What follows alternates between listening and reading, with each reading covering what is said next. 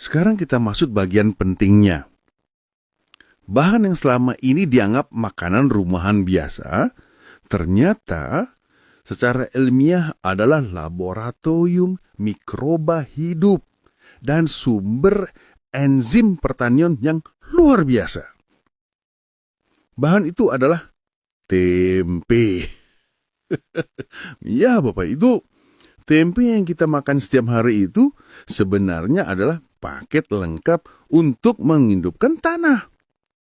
Dan saya tidak asal ngomong. Mari kita kupas ilmiahnya.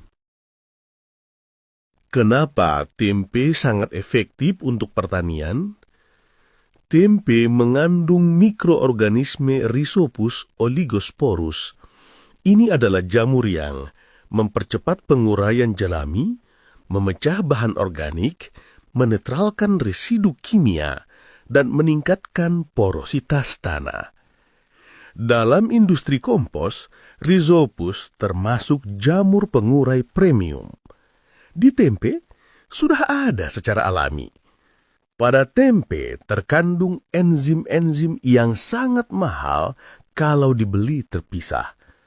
Rhizopus menghasilkan protease untuk mengurai protein, amilase untuk mengurai pati, dan lipase untuk mengurai lemak.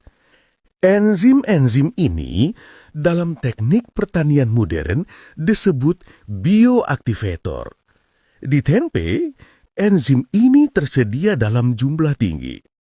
Tempe kaya protein, asam amino, dan vitamin B. Ini sangat penting karena mikroba tanah membutuhkan nitrogen organik, karbon sederhana, vitamin B kompleks, dan mineral mikro. Asam amino adalah bentuk nitrogen yang paling mudah diserap agar. Makanya tanaman yang diberi cairan tempe biasanya akarnya cepat memanjang. Lemak dan karbohidrat tempe menumbuhkan populasi mikroba.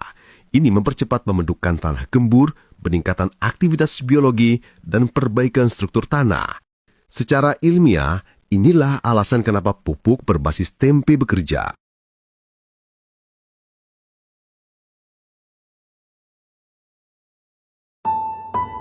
Lalu bagaimana langkah pembuatan bioaktivator tempe ini? Pertama, siapkan bahan yang dibutuhkan, yaitu tempe setengah kilogram, gula merah atau molase 3 sendok, air 2 liter, ragi tempe 1 sendok kecil, dan bonggol pisang 1,5 kilogram. Langkah-langkah cara membuatnya: haluskan tempe dengan sedikit air. Campur dengan gula merah sampai larut. Cincang atau tumbuk kasar bonggo pisang hingga menjadi bagian kecil-kecil. Kemudian, masukkan semuanya ke jerigen atau botol besar. Tambah air hingga 2 liter. Tutup longgar, jangan rapat. Dan fermentasi 7-14 hari. Dan aduk tiap 2 hari. Populasi mikroba meningkat ribuan kali lipat. Hasilnya adalah cairan coklat yang kaya mikroba hidup, enzim aktif, asam amino, vitamin, dan karbon terlarut. Inilah yang disebut bioaktivator tempe. Dosis penggunaan. Untuk semprot daun, larutkan bioaktivator tempe sebanyak 30 ml per 1 liter air. Untuk kocor, larutkan bioaktivator tempe sebanyak 50 ml per 1 liter air. Kalau untuk aktivator kompos, langsung siram ke jerami. Jika Bapak Ibu hanya sekedar penghobi tanaman yang menanam di polybag atau petani besar dengan ribuan tanaman di lahan, bioaktivator tempe ini bisa memberi manfaat besar untuk tanaman. Akar 2-3 kali lebih cepat panjang karena asam amino diserap langsung. Daun lebih hijau alami, bukan karena nitrogen kimia, tapi karena penyerapan hara jauh lebih efisien.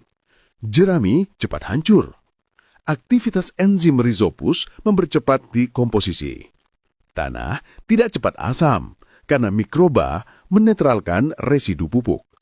Tanaman lebih tahan stres. Vitamin B dan asam amino berperan dalam pembentukan hormon anti-stres tanaman. Hemat pupuk kimia. tidak 100% meninggalkan pupuk kimia, tapi bisa mengurangi kebutuhan. Bapak Ibu, kita bisa membeli pupuk mahal dari pabrik, tapi tanah tidak bisa hidup tanpa mikroorganisme. Dan mikroorganisme tidak butuh pupuk kimia. Yang mereka butuhkan hanyalah sumber protein, sumber karbon, vitamin, enzim, dan inokulan mikroba. Semua itu ada dalam satu bahan sederhana yang sudah ada sejak ratusan tahun lalu. Tempe. Tempe bukan sekedar makanan. Tempe adalah alat perbaikan tanah. Tempe adalah booster mikroba. Tempe adalah aktivator alami. Tempe adalah energi bagi kehidupan tanah. Dan yang paling penting, tempe tidak bisa dipatenkan.